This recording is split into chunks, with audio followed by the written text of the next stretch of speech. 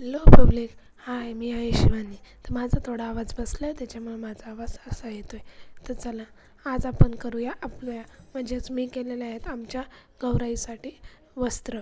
आणि ते वस्त्र कसे तर थोडे डिझाईनचे. तर ते वस्त्र कसे केले ते मी तुम्हाला या व्हिडिओमध्ये सांगणार आहे.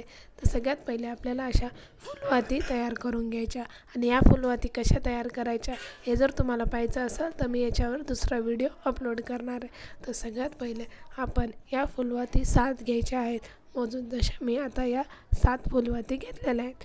तर 7 फुलवाती घेण्याचं एकच कारण की मग याला एक फुलाचा आकार येण्यासाठी मी 7 फुलवाती घेतलेल्या आहेत, जेणेकरून आपल्या सगळ्या फुलाला एकसारखा आकार येतो. त्याने मोजून फुलवाती घ्यायच्यात 7.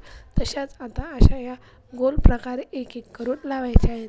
आणि तसंच दोन्ही साईडनं या टिकल्या ज्या कोणत्याही दुकानावरती आपल्याला भेटतात, ज्या लेडीज तयार यूज करतात त्या, तर अशा सर्कलवाल्या दोन्ही साईडने या टिकल्या लावून टाकायच्या आहे.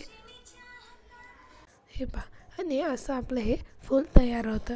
आणि प्रॉपर याला फुलाचा आकारसुद्धा येऊन जातो या टिकल्यामुळं.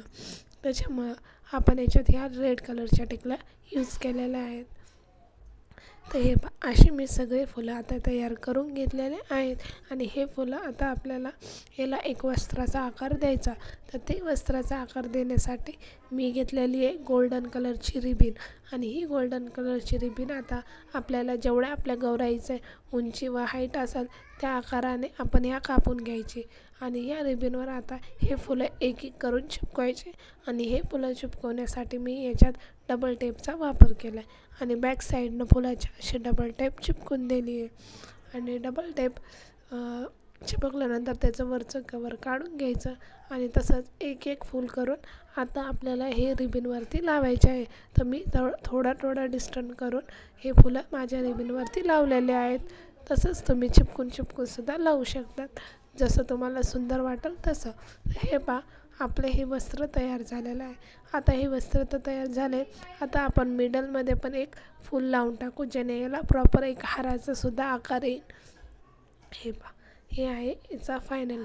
तर असंच आता मी एक तयार झाले आणि सेम मी तसंच दुसरं पण तयार करून घेतलेलं आहे. तर हा आहे माझ्या वस्त्रांचा final look.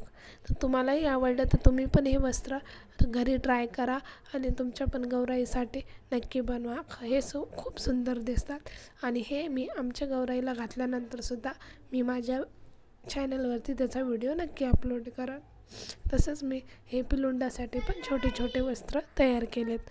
Thanks for watching guys. Subscribe please. Bye. भेटू पुढच्या